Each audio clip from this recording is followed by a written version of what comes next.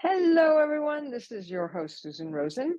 And today I have an old friend who I have not seen for a while. So this is going to be fun. And his name is Dr. Charles Lee. And Charles is going to tell us all about himself and how he has gotten to the point where he is in life, which is he's been doing a hell of a lot. And I'm really excited to be hearing about it. So Charles, over to you. Well, thank you, Susan, and thank you for having me. I've been an ardent follower of your health tips after 50, and now that I've just touched 70, so I'm going to kind of just change the number from 5 to 7. And I'm almost there. You're not much older than me.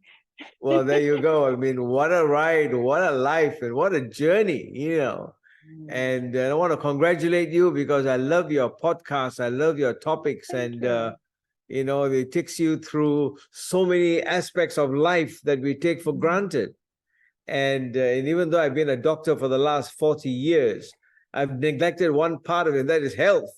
And, we always think that people think doctors don't get sick, but you'll be amazed that, especially for me, what life has been and what road I've taken when it comes to health. It's something that we neglect all the time. So once again, thank you for having me. And my pleasure. It's 11:05 a.m. on a Friday morning, and it will be what, 8:05 p.m. in California. Yeah, it is. Nice. Well, anyway, so this is my hospital, this is my clinic, and I've been in Glen Eagles. It's called Glen Eagles. And there was nothing else in life I could do except medicine. My dad was an engineer, my mom was a teacher, and I remember in school he used to always put all these forms to do engineering in UK and all that, and I just pushed it all away. But interestingly, it was the only branch that I wanted to get into and find the tree of life in it. And being a creative guy, I've always had this creative mindset. And when I graduated as a surgeon, I decided to major in plastic surgery. And and so a lot of when patients come and see me, when they come and see me, they say, do you put plastic into the face? And I said, yeah, plenty of cornware, Tupperware, you name it. You can choose it. But but plastic surgery or plastikos is the Greek word which means to really mold. And cosmetic or cosmetikos means to adore. So you mold something and then you step back and then you adore it. And that's the whole philosophy of plastic and cosmetic surgery. Yeah. So got my training in the United Kingdom from 3 Royal Colleges of Surgeons. And and I found myself during cleft lip surgery when I was dealing with children born with cleft problems. And it was so much of a reconstructive journey with them to see what they would look like 20, 30 years down the way. I bet. And I'm seeing patients I did, Susan, 25 years ago. And they're entering into, I did them when they were 3-month-old babies. And now they're going into college, university, and all that. It makes me feel young. Makes me feel young. Well, and it makes you feel like you're here for a reason, Well, yeah, that's true. But sometimes journey of life is not just professional, but no, of course not. Yes, and and what I've gone through, I've always believed that until you get to the top of the mountain, Susan, once you cross over it, you'll see the other side a lot more better. But unfortunately, the other side of the mountain is when you get to 70. If you're lucky. If you're lucky, don't forget that part. That's part if you're lucky. I can shake hands. Well, that's been my trade for the last 30, 40 years. I'm in a place called Sabah, which is East Malaysia, and also known as the Borneo Island, North Borneo. Oh, yeah. Yeah, so I came here like 35 years ago to start the first department of plastic surgery. And I stayed here ever since because it's a different moon, different sun, and the sunset here is beautiful. So I decided to stay on and crafted my life.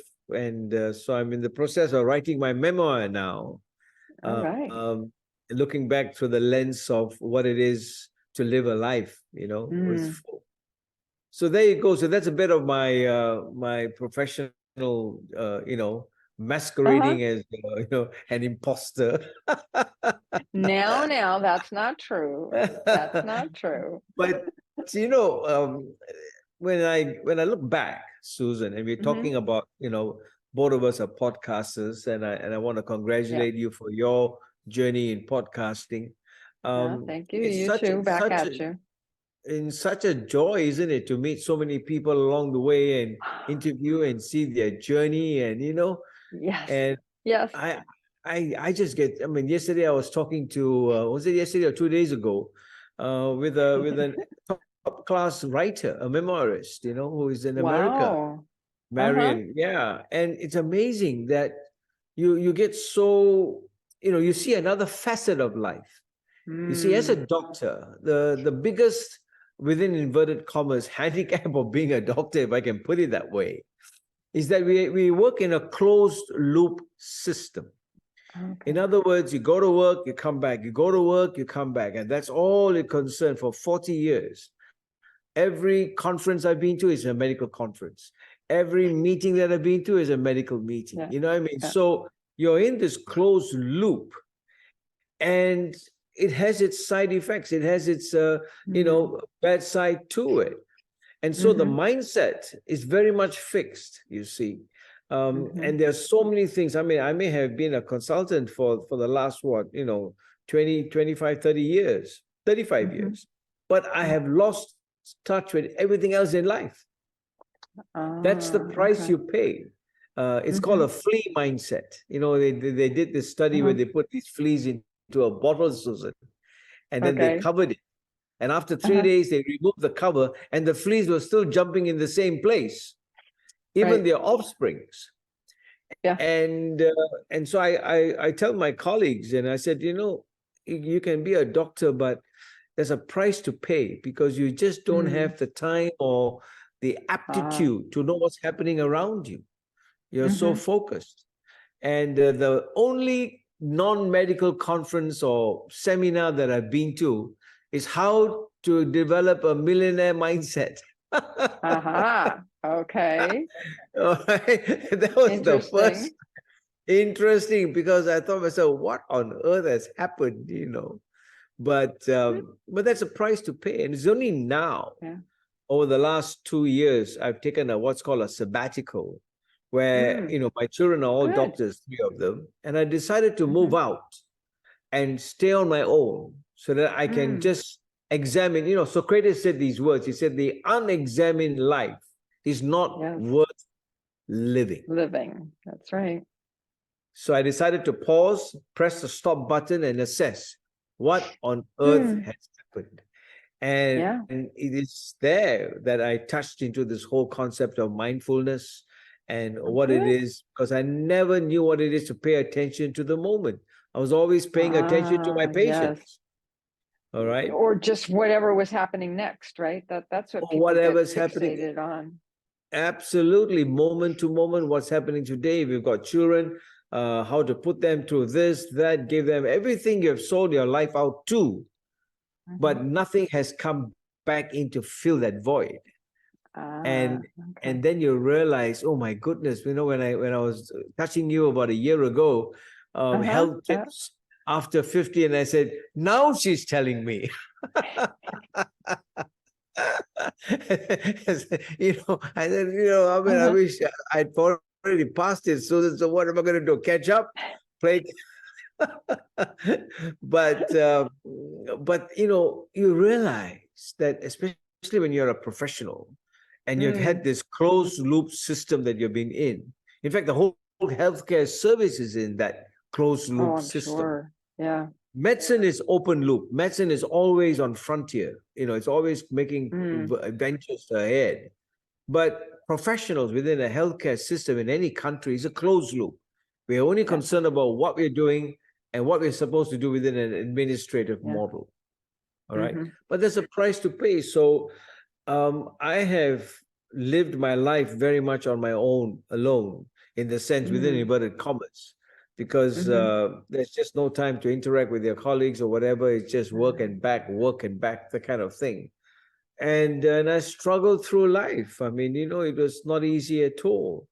And that's why my memoir is titled "Discovering the Courage to Fail."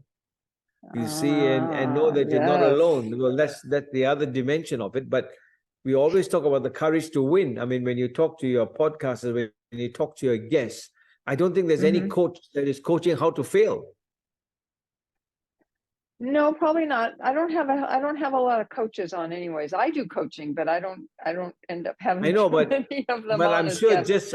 I'm sure just off the bat that I don't think there's any somebody who says, look, I'm a coach. Or what do you coach? How to fail? No. We all want to be successful in life, isn't it? Yeah.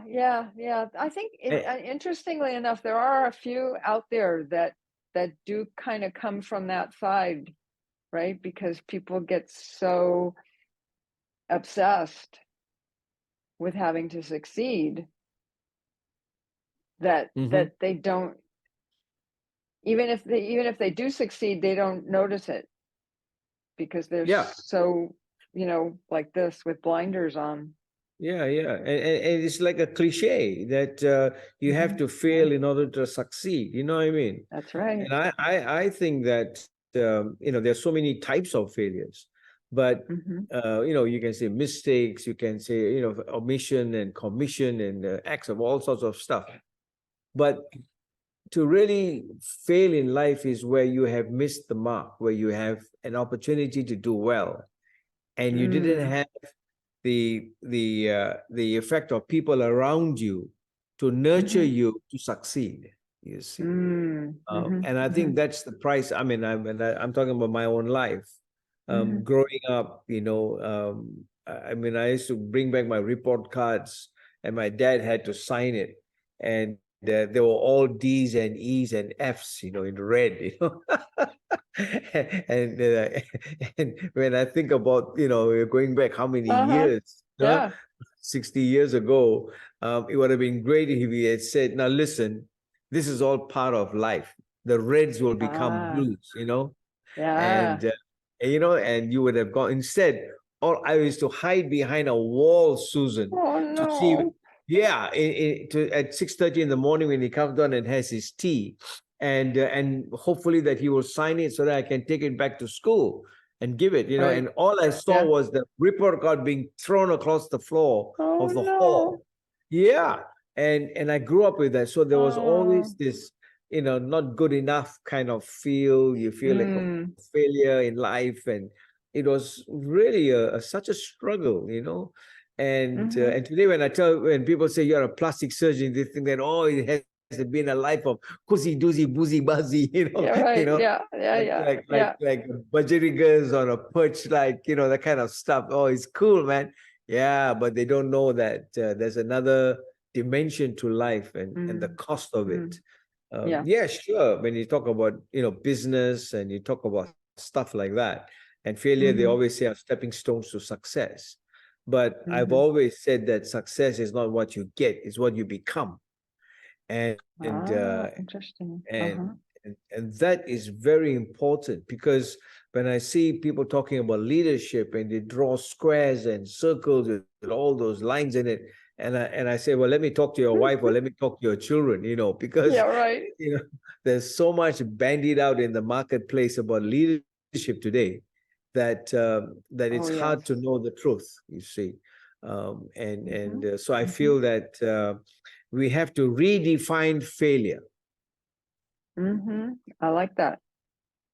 Because when you redefine failure, only one word comes up with a capital A, and that is your attitude towards it. You see, and once you get out of that fixed mindset, that's why I'm writing a book called another one called Mind Flow Ergonomics. Because interesting. Okay. I've been in this world of fixed mindset for as long as I know, 40 years.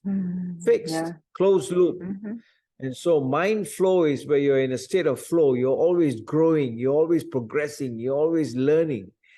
That's right. And the key to that is what I call creativity, because that to me, I hear a lot of people bandying it around as if it's a cliche word today, a buzzword, creativity.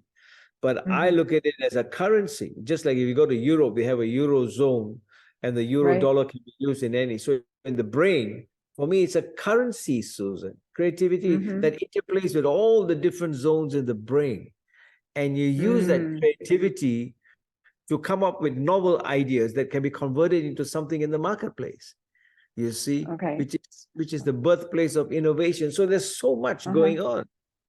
And I feel that this is timely to assess our lives as senior people in the marketplace, to tell the young people growing up, entrepreneurs, that you need to redefine what failure is. It's not just making a mistake, because now with the whole coming in of this dimension of digital transformation, AI coming in and all that, people are losing jobs. So whether you are not braced for failure or not, it's coming. And so we need to really rethink and the place of it. And that is so important. So there you go. When I think of, I remember my Form 6, which is higher school certificate, just before you get into university.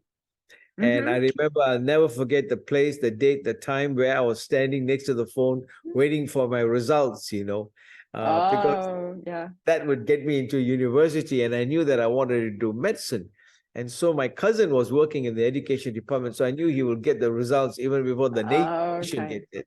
So I was waiting for him. And the phone rings and he says, "Charlie." And I said, "Yeah, you failed." Oh, no, he was kidding you, right? No, it was true. And I just stood there and I said, "Sorry, come again." And that's why when I talk to my trainees or doctors or interns, when you hear that voice and someone over the phone tells you you have failed and all your hopes and dreams get thrown off the rails, that is where you want to be, because it's from that part of broken glass that you start to pick up the pieces. And so that absolutely. And I think the other part of that too is that once that's happened, then there's no fear to do other things because you've already failed. So there isn't anything, you can't go further down. The only thing is just, out at the same level or higher.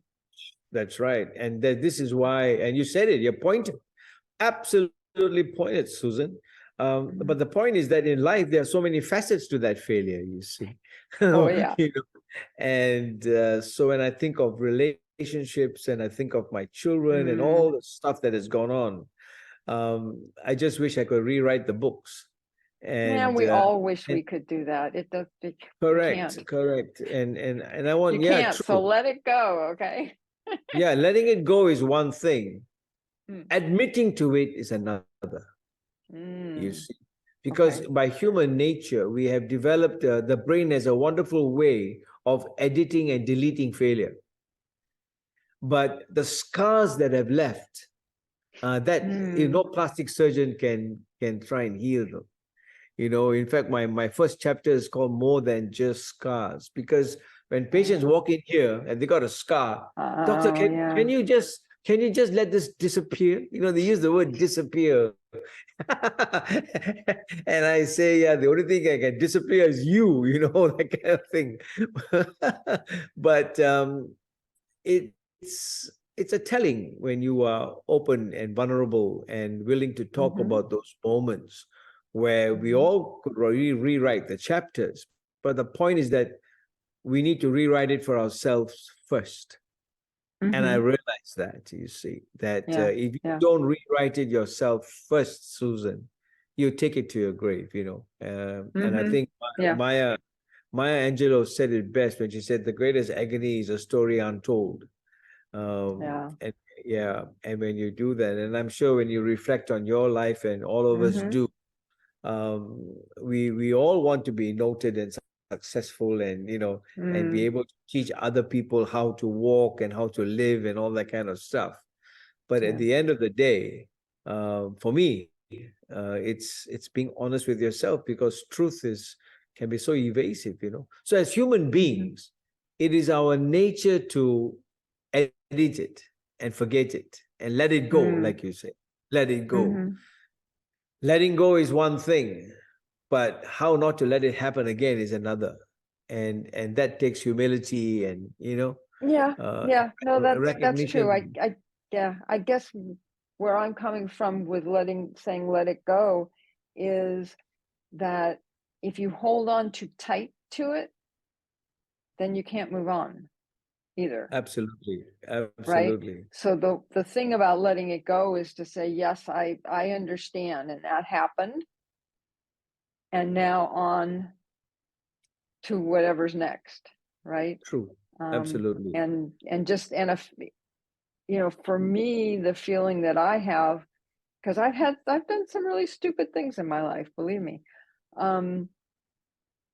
is that at bottom line, I'm okay.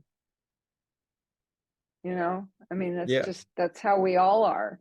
We're all made the same way, and we're all okay, really. It's our own thoughts that start thinking about how screwed up we are on this and how we should have done that, and and it's all up here. It's not reality. Absolutely. And I find that the only way you can free yourself is to write it, which I believe right now that it is the single greatest portal of self-discovery when you write it. Because once you start writing about it, it sets you free.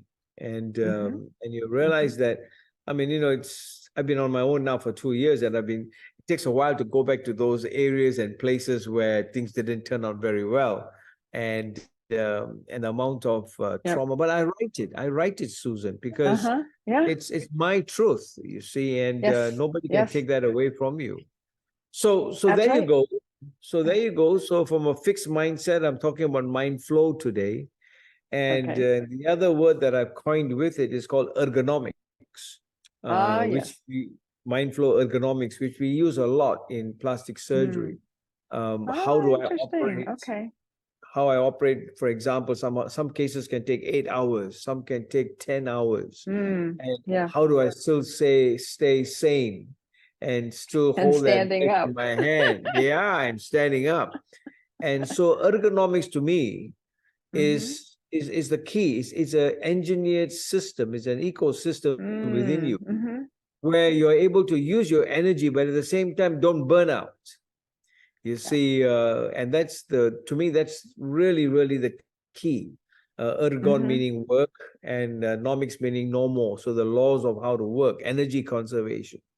And I believe that's the key to high performance today. Everybody wants to perform, but they burn out by the time they come to the end. I mean, that's how I felt recently, 2 years ago, when I put my children through, and I realized I just needed to get out. You want to run away from the system. You know what I mean? And that's really a sign of burning out. And I didn't know that. So there you go. Quite a journey. It is. So tell me about your mindfulness that you're starting, the Marketplace Mindfulness.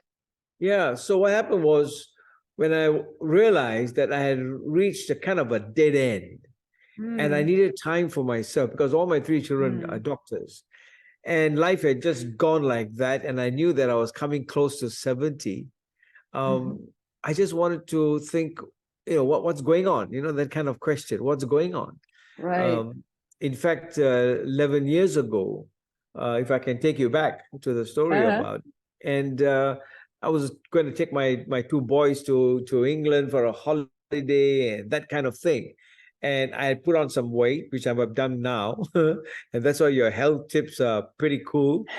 And the problem is whether we follow them. And so I was going up to England, and then I thought I'd just check my blood pressure was a bit wonky. And my cardiologist said, why don't you have a look at your heart? And I said, okay. And I'm flying off in 6 days, So they did an angiogram, and all the three vessels were gone. Oh, no. All three pipe systems all blocked up. And he said, well, you need open heart bypass surgery, period. Yeah, right. And now, and not when you get back, but now. That's right. 11 years ago. Thank God I didn't have a heart attack or anything. But this is a warning to everybody. You see that even though as doctors, even though as professionals, stress ate me up from the inside. The whole journey of life took a toll. And I didn't know that I was dying on the inside, you see. And I always tell people today, don't die before your death. One day when all our systems are winding down. And that was some people say it's a wake-up call. I said, I still haven't woken up because I'm still doing the wrong things. Well, that's a whole different conversation. That is a totally different conversation. But anyway, I went for it. And my first one of the first few, I was in ICU, which is really the title of the book. And and I was wondering what on earth has happened lying in the intensive care unit, which I go and see my patients in. And there was I. And my daughter comes along, and I said, take a picture. And she said, Daddy, look, you're all tubes coming on, wires coming on. What are you trying to do? And I said, no, I want to start a website.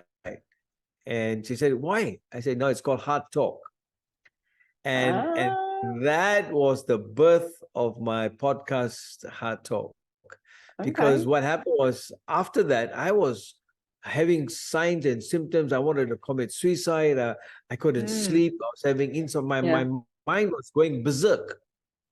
And then I was Googling, how to treat insomnia and all that kind of stuff. And then I realized, Susan, I'm a surgeon, I'm a doctor, but I'm also a patient. All right. So then that's what you were, as a patient. Absolutely. So why Google when I can ask the consultants right on point with camera on? That's what they're getting paid. That's what they're getting paid for. So there you go. So, I remember growing up, there was a TV channel, a kind of a series called Have Gun Will Travel. Oh, yes. Yes, I remember that. Yes. So this time I said, Have Camera Will Travel. And so everywhere I went with my conferences, I took my camera along and then looked up who is the cardiothoracic surgeon in that city. And then that's it. Come on, sit down there. Let's talk about it. And so one of my first clinical psychologists that I interviewed or had a conversation was in Sydney. I went for my conference there. Yeah, Claudia Rothart. And she said these words, she said, Charles, be kind to yourself. Thank you. I looked at her and said, what on earth are you talking about? Should I go and have a glass of wine or what? If necessary. If necessary. And Susan, till today, those words have never left me because we don't know. I don't know how to be kind to myself. What does it mean? Order a McDonald's or what? Everybody's got their own thing, right? It's a whole world of being kind to yourself. In other words, when you go through trials like this of health crisis, financial crisis, all that, it's all about you and me. It's about yourself. And I was picking up, I had nobody to help me. I just, after surgery, I had a pillow, and that was my best friend. All I could do was hug the pillow. Every time you cough, you got to hold that pillow. Oh, yeah, I'm sure. Yeah. And that was my love of my life, was my pillow. I'm going to write a book about my pillow. That's a good idea. It's a good idea. I tell you, pillows don't hurt you. But, no. When I look back, Susan, mirrors do not lie. And shadows never leave you.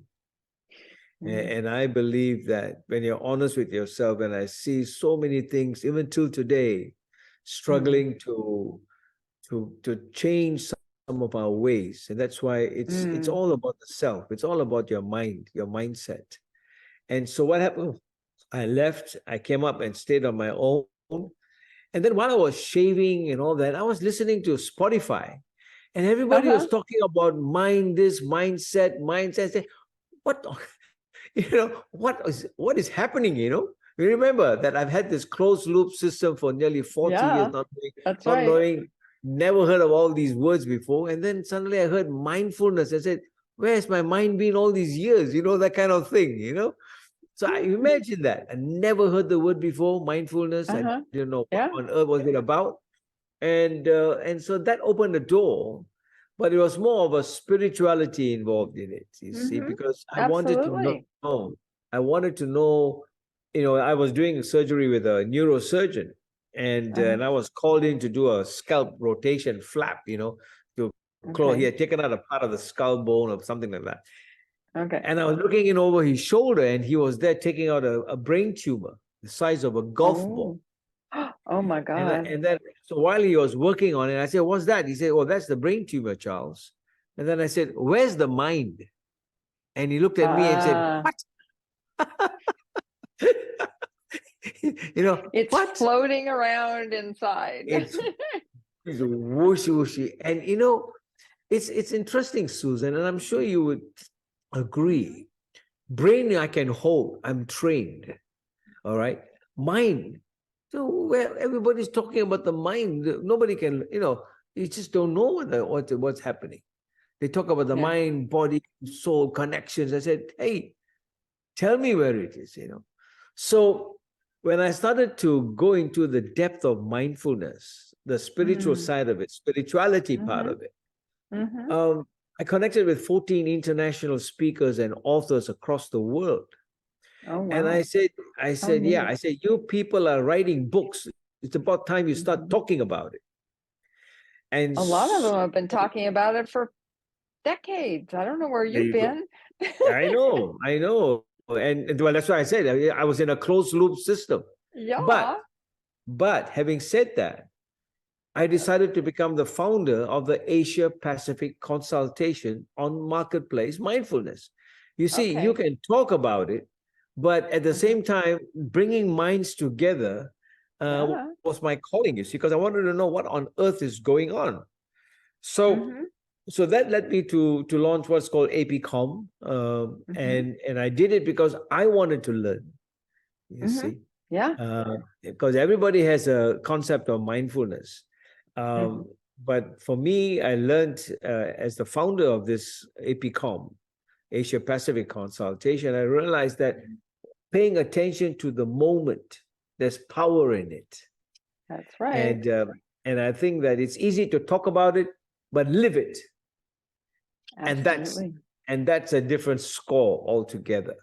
So when you challenge yourself, and for me, what happens because of the spiritual side of it, sanctification goes on in that moment. You become more pure in your mind, in your thinking. You're healthy. Exactly what you're doing. Healthy tips after 50. Yeah. But it's really every moment in time. What are we thinking? What are we eating? What are we breathing? What are we doing? Is it healthy? Is it good for us? So it's an easy awareness. to talk about. Yeah. And it's awareness of everything. Absolutely. It's a pursuit of awareness, self-awareness, thinking of what's happening at the moment. And it really breaks you free when you realize that, so I've always said that we are a product of our choices, not a byproduct of our responses. So when we choose the right, make the right choice, you're on the right score. So that's how it started. That's how it started. And we had the first one, the beginning of last year. And last year, right? Last year, 2022. And in fact, 21 years ago, I had a calling, and that again was an Asia Pacific Consultation on discipleship, you see. So I've had those callings all through my life because, and the reason why I stepped out and did it is because I wanted to know.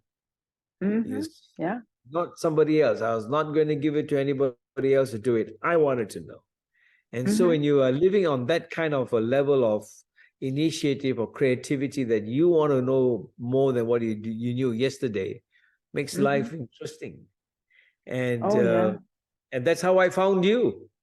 I wanted to know. I was always here. I mean, I don't know. Well, it's only a matter of time how we meet one another. I mean, there are so many of our podcast, guests that we just meet them, and they've been there all the while. And so there you go. So those are the consultations I've done, and I'm working on my memoir, and I'm writing up about this mind flow ergonomics, which I think is a powerful ecosystem that we can develop, because I talk about these 7 zones, creative zones in the brain. Okay. And I never knew they were there. And it's only when I started to open up mindfulness and think about where the mind works. And it starts with creativity. So for me, all of us are outstanding intellectuals. The question is, how many of us want to become geniuses? When we talk about a genius, we always think of Einstein and all those kind of people. Right. I'm looking at a genius like you to think of how to do this podcast, and how to press this, how to do that. We've all got a mindset that we can explode with. And so I realized that having been in a closed loop system, I now come into a mind flow, which is open loop, and that anything goes if you've got your mind to it. And ergonomics is, how do we conserve our energy in the marketplace so that we do not burn out? There are so many health professionals who are burning out, mentally exhausted. I mean, COVID had a good test of that. And we were frontliners and all these young interns working full time. They just got tired out. And so that's the problem of the healthcare system, because it's all in a closed loop. And I always say this, that, Susan, when you think of the medical field, there are two faculties that I wish I'd studied before I did medicine. And one is psychology. All right, because that would have been a very good setting for every doctor, psychology. And the second one is creative writing, how to write. Because at this stage in my life, I find that when you talk about mindfulness and the psychology and the cognitive thinking about the mind and the brain, we all have the brains to become doctors, but we don't have the brains of how to handle life. And, and to me, that itself is a huge dimension, So if we can... absolutely. I mean, look at the history of personkind. I'm not even going to call it mankind, but, I mean, for hundreds and hundreds of years, they keep having wars. They keep having all of these other things. If they were really conscious, absolutely, they wouldn't be doing that. Absolutely, and that's why when they come to see me in plastic surgery as a plastic surgeon, they talk about anti-aging, and I've always said, listen, there's nothing to be against aging. There's no such thing as anti-aging. Aging for me is a side effect of living. That's right. That's right. If you're not aging, you're dead. If you're not living, you're not aging. I mean, period. Okay. Well, that's right. Exactly. So it's a side effect of living. So why don't you embrace it? So I tell my patients that. And so for the last 35 years in my practice, I market what is called smart aging. You see? Very nice. So the smartest way to anti-aging is smart aging. How do I, if I know that there are 30,000 odd skin cells that die every day, how do I keep 10,000 or 20,000 so that tomorrow I have more cells alive than dead? All right. And that's smart. That's what aesthetics is all about, So the stuff that I've seen, what I used and learned 35 years ago, and today in my place, the amount of equipment, the technology, the biovitalization products that have come on, to me, it's like a world in a world, that kind of thing. And so when women come in here and I talk the whole philosophy about, like when you want to buy a bed, let me ask you, when you want to buy a bed, what do you look for? Something that's comfortable and that I wouldn't wake up in the morning and have a backache. All right. Okay. So when you say comfortable, what aspect of the bed are you looking at? Not, I feel like Goldilocks, not too hard and not too soft. So what are you talking about? What are you talking about? The mattress. I don't know. Absolutely. Oh, okay. Absolutely. So the well, same when you said thing. Bed, that's what I was thinking of. Yeah. Well, the bed is all on the mattress. The mattress is part of the bed. So I asked them this very same question. And the reason why I use bed is because they'll say, it must be strong. The wood must be strong. They go into all the other aspects of the bed except the mattress. And I don't care about the other stuff. Exactly. So I tell them that that's what I do. It's called matrixing. In other words, that as we age, the quality of the mattress gets withered away and gets thinner and thinner. Okay. And so what I do is build that whole mattress up. So it's called matrixing by means of all sorts of treatment that we do here. And so when they realize that, it's all about, investing in the quality of life, the quality of your skin. Our lives are so loud that we don't hear our skin saying anything, you see, and when it's crying out. So I think these are aspects of life where we need to stop and listen to what the body is saying, because the body doesn't lie. And what is my skin telling me? And, so I think it's fascinating because these are aspects of life that I've learned that there's so much that we have today that we can age smart. It's easy to talk about it. I've been, you're the best person for me to ask you because I came out also to lose weight. And I was living by myself. And, we have what's called Grab here, where you just dial a number and the guy brings the food to you. Oh, one of those things. Yeah. Okay. One of those things. So I tell you, that's malignant because it's so easy to suddenly go hungry at 11 o'clock at night and ding, call, and the guy brings the food. Not at my house. And the word that is missing is discipline, because I'm living alone, you see, so I don't have Susan Rosen next to me to tell me now. Okay. And so I lost 10 kgs. Okay. That's about 25 pounds or something like that. In the course of about 3, 4, 5 months. But I put them back. I put it all back within 6 weeks. It was called emotional eating, emotional buying. Yep. My mind was playing havoc. And then I'll go and listen to Healthy Tips After 50. And I say, Susan, change the number. Change the number. Healthy Tips After 70. Tell me what to do, Susan. It's the same stuff. It doesn't, I know. It's no different. I know. And I wish somebody will come up and say, healthy tips for a mind after 50 and a mind after 70, because it's the mind that plays havoc. And, it's nothing like, I'm going to have a nice steak today or go dry. But there you go. I mean, so many things have been happening in this life for me. Sounds like it.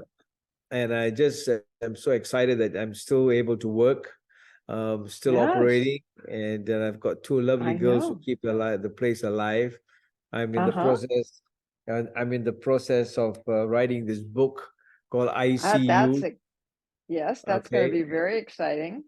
And I put it into a book like this, even though I've only got 2-3 pages of it writing. But like any surgeon, you like to see the complete product before you start, you see. So absolutely. Yeah. So that gives me an insight. Just like, like I said about cleft children, and I would draw a picture of what the child would look like and the lip would look like as a complete product. And so there you go. So it's exciting, and that's about what's happening to the moment. Well, that's good. It sounds like life is treating you well, other than the extra pounds, but you could take care of that yourself. I tell you something, writing has taken me back to those days that were so real. And by writing about it, and bringing it out, for me is a big healer. Yeah, I really feel set free. Yes.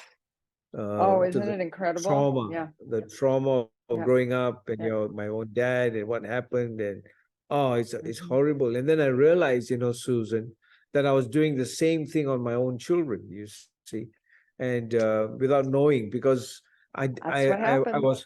I was hurt so badly that Yeah.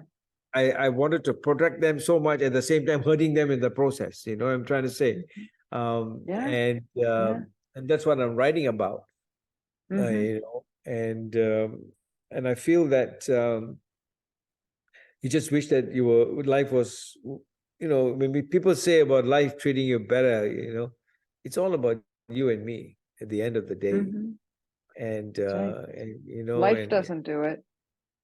life doesn't do it. It's No. your thinking and your mindset and how you You use got it.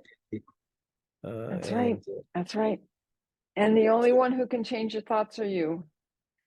Correct. So how's your podcasting and all been going on? I mean, talking to everybody and different people with different flows. No, I love it. I love it. It's wonderful. This is my second one today. I got 5 scheduled for next week. So Okay. yeah. So they're all lined up. I only put one out a week. So it takes a while. Fantastic. Yeah. It takes a while, and people don't realize it, the amount of work that goes into it. Yeah. When I I kind do of have my a yeah. No, I you'll was be going to say amazed. I kind of have a process, Yeah, you have to. so I can. And I've got my girls with me, so I'll have all my papers all around me. And so when I'm talking, Yeah. I get so involved, and I've got the flow going on. And so people wonder if this is natural for you, Charles.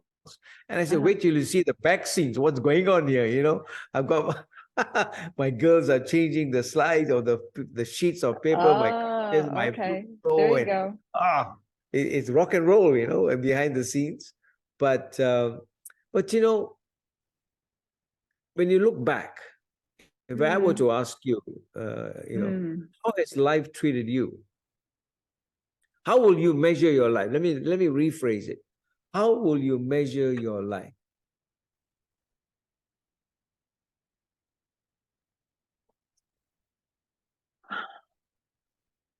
That's interesting because I've never really thought about it. It's never been important to me to measure my life. It's not something I think about. I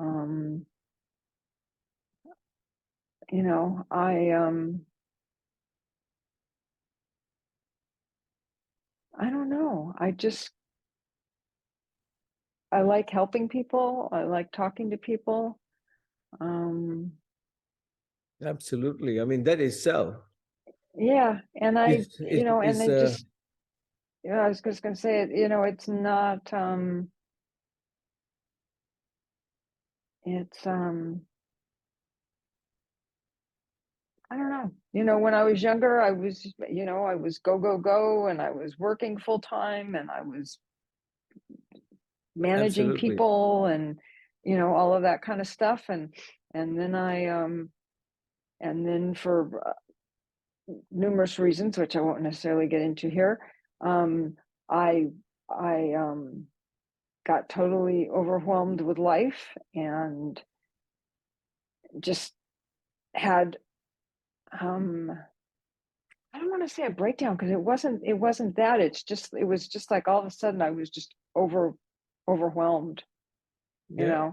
and Same page. things happened, and and Yes. my mom passed away, and I got laid off, and all within Yeah. a month. And it was just like, I just kind of stopped for a while, Yeah. kind of This stepped is out of life. yeah. I mean, I've been on that page. I know what it is, like Mm, as if the whole ceiling had crashed down, and suddenly you're mm, left with it. You can't pick up the pieces. You don't know what on earth has happened. But mm-hmm, but it's very true. And I think what you're saying is that you're changing lives through your podcasting, mm, because you'd be amazed that every post that goes out, mm-hmm, somebody is listening, and that mm, person will make a change. So sometimes when we measure our lives, we can't measure it in a way that we think we can visibly see, but it's happening on the other side. And then I believe that having done my Asia Pacific consultations, and nearly 3,000, 4,000 people have signed up. Wow. All these, and all these things that have happened over the years. And when I look at my failures, I see the lives that have been changed, and I call that winners, because it's just the audience of one person that can make your life worth its deep. Yeah. Oh no, exactly. And that's why, that's why I've started coaching people, and just to help other women going through the same thing I went through. It's kind of nothing endemic like having to women. Yeah. No. It's nothing like having someone hold your hand and walk with you. I never had that wonderful experience for the last 40 years. There's not one person I would call a friend, nothing to be proud about, but it's just that whole closed loop system of living as a doctor within that sphere of family and work and all that. And now I feel I've broken free and trying to see the amount of damage done, collateral damage done while living. It's like as if it's like a cluster bomb has just gone off, and I say, wow, I didn't know all this happened, And but anyway, at the end of the day, it's a life well, Well, and you see it all, and you understand it, and that's what's most important. And it's lovely to have you, known you, and had a podcast with you and had a session with you, just to be able to share this part of my life with you. And so thank you for listening to it. Well, thank you. It has always been interesting to have time to talk to you. So absolutely. Yeah. Okay. And I better wrap this up, because we have gone longer than I usually do with people. So there you go. See, you're special. And you're special for listening too. So thank you. Well, thank you very much, Susan. Thank you for having me. Yeah. Oh, it's my pleasure. And I'm going to end this, even though it's appropriate, but it's not exactly appropriate, but I have to say it anyways, that neither of us are doctors, even though you are. And this is not to be seen as medical advice. And with that, I will say that I will be seeing everybody next week.